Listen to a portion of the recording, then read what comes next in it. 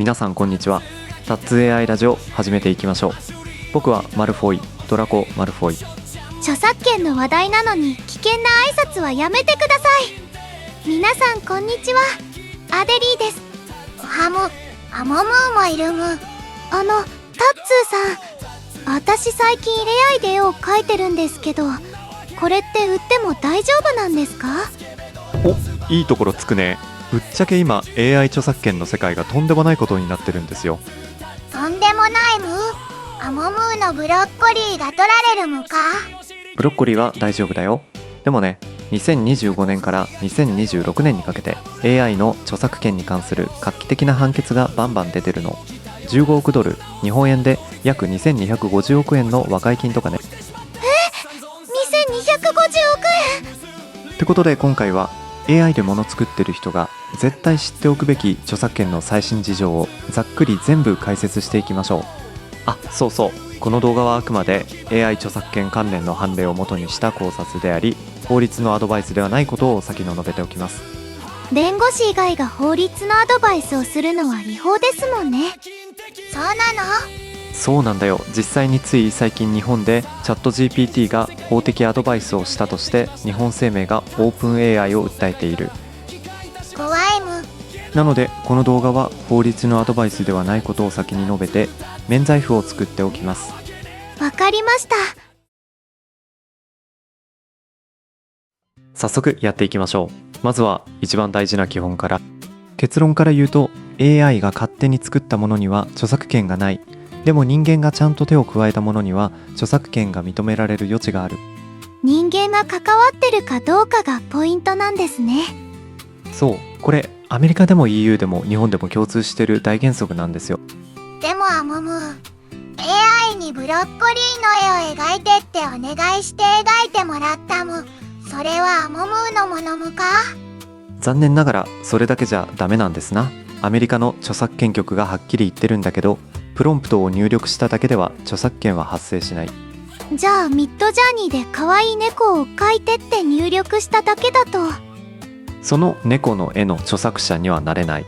プロンプトっていうのはざっくり言うとこんな感じの絵が欲しいですっていう注文書みたいなもんで、注文書を書いただけじゃ料理人にはなれないでしょ。アモムー、レストランでブロッコリーくださいって言ったらアモムーがシェフになるむか？ならないね。ならないむ。面白いのが、じゃあどこまでやれば著作権が認められるのかってところで、実はグラデーションがあるんですよ。一つ目、Photoshop の AI 機能みたいにツールとして使う場合、これは完全に著作権で保護される。人間が著作者で AI はただの補助手段。フォトショップのコンテンツに応じた塗りつぶしみたいな感じですね。2つ目、AI 出力を人間が選んで配置したり修正した場合、これは人間が創作した部分について保護される。実際にザーリア・オブ・ザ・ドーンっていうグラフィックノベルの事件では、テキストと構成には著作権が認められたけど、ミッドジャーニーが生成した個々の画像には認められなかった。なるほど。絵そのものじゃなくて並べ方とかストーリー部分が保護されたんですね。3つ目、プロンプトを604回入力してめちゃくちゃ頑張った人がいたんだけど、それでも著作権登録は拒否された。624、1、2、もう数えられないむ。でもすごい頑張ったのにダメだったむか？ダメだった。4つ目、純粋に AI が作ったものはパブリックドメイン、つまり誰でも自由に使える。じゃあ私が AI で作った絵を誰かにパクられても文句言えないってこと？そのまんまだとね。だから自分で手を加えることが超重要になるんですよ。ってことで次は AI 業界を震撼させた学習データ訴訟の話。2025年6月、アンソロピックが15億ドル、日本円で約2250億円の和解に合意した。これアメリカの著作権訴訟史上最大の和解金額なんですよ。アンソロピックってクロードを作ってる会社ですよね。何をやらかしたんですか？ざっくり言うと、海賊版サイトからダウンロードした本で AI を学習させちゃったの。海賊版？海賊むか？ワンピースむか？違う違う、ネット上の違法コピーサイトのことね。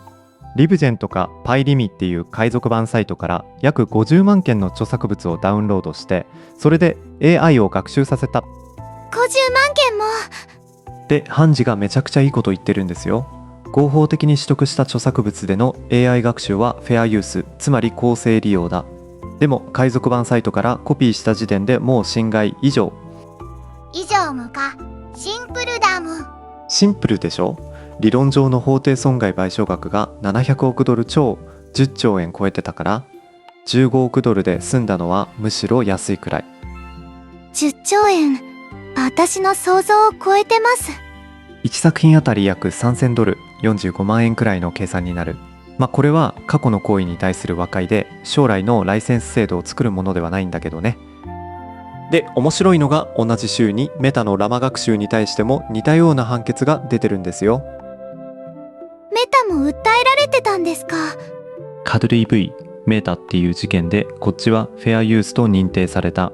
ただしハンジが印象的な正し書きをつけた。ほとんどの場合、許可なく著作物で AI を学習させることは侵害の可能性が高い。さっきと言ってることたがえうむ。あもむ混乱してきたむ。そう、ここがまさに今の状況の複雑さなんですよ。ハンジによって判断が割れてる。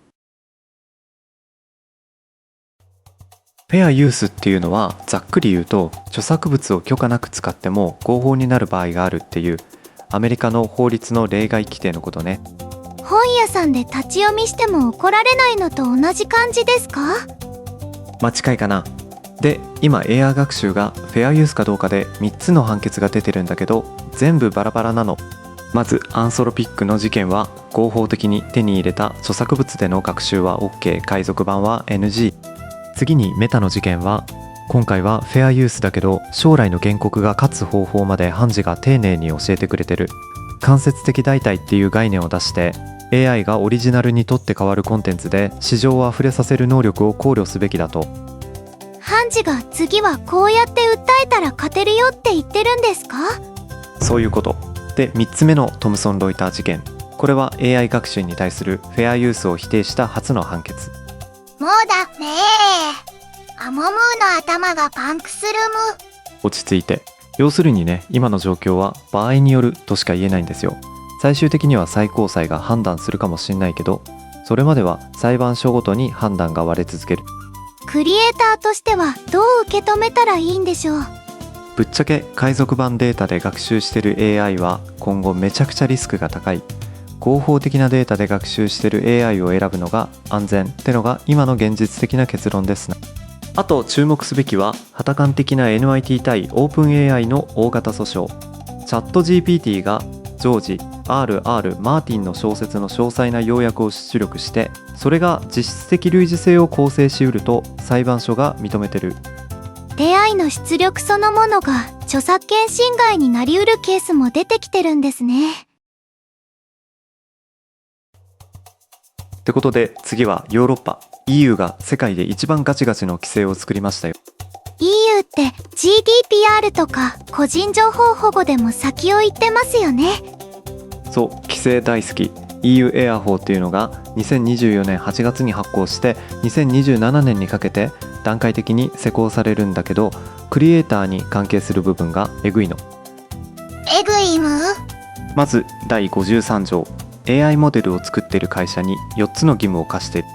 1つ目は技術文書の整備、2つ目は下流プロバイダーへの情報提供、3つ目が重要で、権利者のオプトアウト、つまりうちの作品を学習に使わないでっていう意思表示を尊重しなきゃいけない。オプトアウトって拒否権みたいなものですか？そうで、4つ目、学習データの概要を公開しなきゃいけない。何を学習に使ったのかばらさなきゃならない。給食で何食べたか全部言わなきゃいけないむか。そんな感じ。しかも6ヶ月ごとに更新が必要で、ここが超重要なんだけど、この法律は AI の学習がどこで行われたかに関係なく適用される。つまりアメリカや日本で学習した AI でも EU で売るなら従わなきゃいけないと？その通り。違反したら世界年間売上高の 3% か1500万ユーロの罰金。本格的な執行は2026年8月からだけどね。で一番ドラマチックな展開がドイツで起きたゲマ対オープン AI の事件。ゲマって何ですか？ドイツの音楽著作権管理団体、日本でいうジャスラックみたいなもので、ゲマが GPT-4 に有名なドイツ語の歌詞を再現させて、これが著作権侵害だと裁判所に認めさせたヨーロッパ初の判決ですよ。 AI が歌詞覚えちゃってたのか。そう、簡単なプロンプトで再現できちゃったの。裁判所は差し止め命令まで出してる。オープン AI は控訴するって言ってるけどね。さて、僕たち日本のクリエイターにとって一番身近な話。日本の著作権法第30条の4っていうのは世界で最も寛容な AI 学習の枠組みなんですよ。ざっくり言うと AI の学習目的なら著作物を自由に使えるっていう法律。じゃあ日本では何でも OK なんですか？いや、それが最近変わってきてるんですな。文化庁が2024年5月に出した考え方で実質的にかなり範囲が狭められた。狭められた。アモムーのブロッコリー畑が小さくなるイメージむ。面白いのが2万5,000件ものパブリックコメントが集まったんですよ。それだけクリエイターの危機感が強かった。2万5,000件、すごい数ですね。で、ガイドラインの要点は4つ。1つ目、特定のクリエイターの作品でファインチューニングしてその人の表現を再現しようとする場合はアウトになりうる。あの絵師さんの絵柄を再現しようみたいなのはダメってことですか？簡単に言うと、スタイルの模範は一般的に OK。 でも特定の人の少数の作品を狙いうちで学習させるのは一線を越える可能性がある。スタイルはアイデアだから保護されないけど、特定の表現は保護されるから。2つ目、ラグっていうのは検索して情報を引っ張ってくる仕組みなんだけど、これで創作的表現をそのまま出力するのも NG の可能性がある。3つ目は海賊版データ。4つ目は狙い撃ち学習。難しいむ。でもつまり何でも OK じゃなくなったむ。その通りで、2025年にはついに日本初の大型 AI 著作権訴訟が来た。読売新聞がパープレキシティ AI を東京地裁に提訴。約12万記事のスクレーピングで21億6800万円の損害賠償を求めてる。日経新聞と朝日新聞も同様の訴訟を提起してる。新聞社が本気で動き出したんですね。さらにオープン AI の空2がドラゴンボールやポケモンに似たアニメ風コンテンツを生成しちゃって、18のアニメ漫画企業が共同声明で非難。内閣府がオープン AI に正式に違反防止を要請する事態に。ドラゴンボールむ。それはダメだむ。悟空さんを勝手に使っちゃダメだむ。アモムにもわかるレベルでダメだよね。近い将来第30条の4の正式な改正が来るかもしんない。ってことで次は実際に AI で商用コンテンツを作りたい人が一番気になるところ、どのプラットフォームが安全なのか。私もここが一番知りたいです。結論から言うと、プラットフォームによって安全性が全然違うんですよ。まず Adobe Firefly。これが現時点で一番商用安全性が高い。どうして一番安全なんですか？学習データが全部ライセンス取得済みの Adobe ストック、パブリックドメイン、オープンライセンス素材だけなの。しかもエンタープライズプランだと1出力あたり1万ドルまでの IP 保証がつく。1万ドル。ブロッコリー何個分だむ？たくさんだよ。次に OpenAI。全ティアでユーザーに出力権を用途して、エンタープライズと API ユーザーにはコピーライトシールドっていう保証をつけてる。個人ユーザーは対象外なんですか？そう、ここ重要。ほとんどの IP 保証はエンタープライズティアに限定されてる。個人は基本的にどのプラットフォームからも保証を受けられない。アモムー個人だむ。守ってもらえないむ。で、ミッドジャーニー。有料ユーザーに所有権は付与するけど保証は一切なし。全リスクが自分持ち。それってかなり怖くないですか？怖い。しかもミッドジャーニーの無料ユーザーは CC by NC4.0 ライセンス、つまり商用利用不可。あとステーブルディフュージョンも要注意。旧モデルは寛容なライセンスだけど SD3 以降は年間収益100万ドル超だとエンタープライズライセンスが必要。プラットフォームごとにこんなに条件が違うなんて知らなかったです。みんな見落としがちなんだけど、どのベンダーもガードレールの回避は保証を無効にするし、 Google と Microsoft は侵害の可能性が高いと知ってた場合を除外してる。つまり自分でちゃんとチェックする義務があるんですよ。次は音声の話。 AI ボイスクローニングの法整備がめちゃくちゃ早いんですよ。アモムーの声もコピーされちゃうむか？されうる。で、画像の著作権とはまた別の法律で保護されるの。パブリシティ権って言って、その人の声や姿を勝手に商業利用されない権利。著作権じゃなくて肖像権みたいなものですか？そう、近い概念。テネシー州が2024年にエルビス法っていう AI による無断の声の使用を禁止する法律を最初に作った。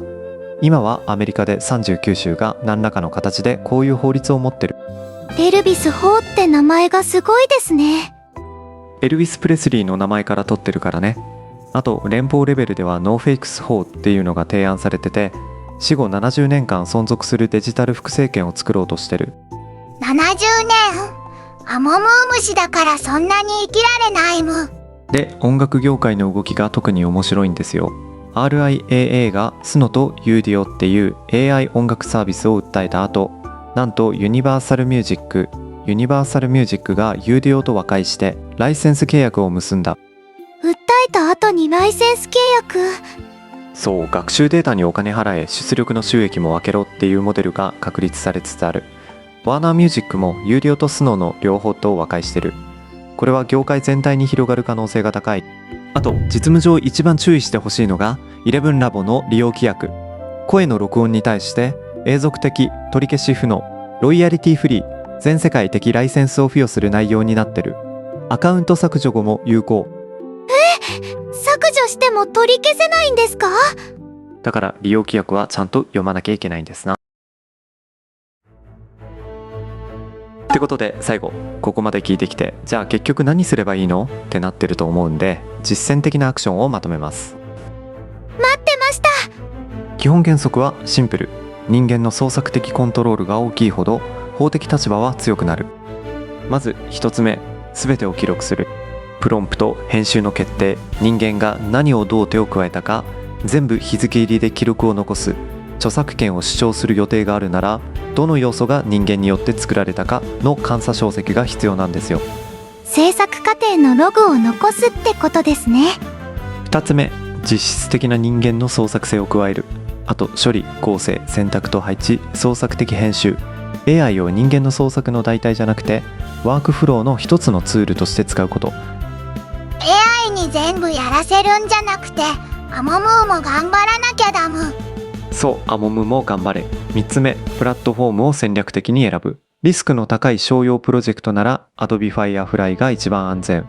一般的な商用なら有料のミッドジャーニー、ダリ、キャンバも商用権はあるけど、学習データの来歴保証はない。案件や用途に応じて使い分けるのが大事なんですね。4つ目、事前に開示する。 YouTube、メタ、TikTok、Spotify は全て AI コンテンツの開示を求めてるし、カリフォルニア州の AI 透明性法が2026年1月から施行される。法的に求められてなくても自発的な開示が信頼を築くんですよ。隠すよりオープンにした方がいいんですね。5つ目、公開前に出力をスクリーニングする。逆画像検索で既存作品との類似性をチェック。ブランドロゴ、商標キャラ、実在の人物がないか確認。ドラゴンボールの悟空がいないかチェックするむ。そうそう。6つ目、音声には配信の注意を。他人の声を明示的な書面による同意なしにクローンしちゃダメ。利用規約もちゃんと読むこと。今回かなり長かったけど最後にまとめますな。盛りだくさんでしたね。一番大事なことはこれ。 AI ツールは人間の創造性の価値を排除しない。むしろ人間の創作的入力があるかどうかが法的な差別化要因になる時代が来てるってこと。人間が頑張った分だけ守られるむ。そう、実質的な人間の創作的入力がある作品は著作権で保護されて商用ライセンスできてパクられた時に戦える。純粋に AI が作ったものにはそれができない。 AI はあくまでツールでクリエイターの力を増幅させるものって考えればいいんですね。その通り。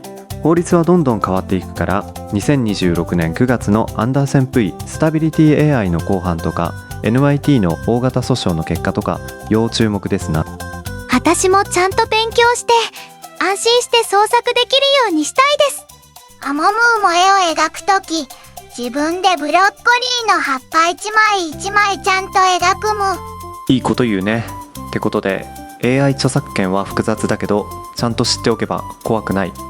プロセスを記録して人間の創作性を加えてプラットフォームを選んで開示する。これだけ守ればかなり安全に AI を活用できます。どうぞ参考程度に。ではバイビー。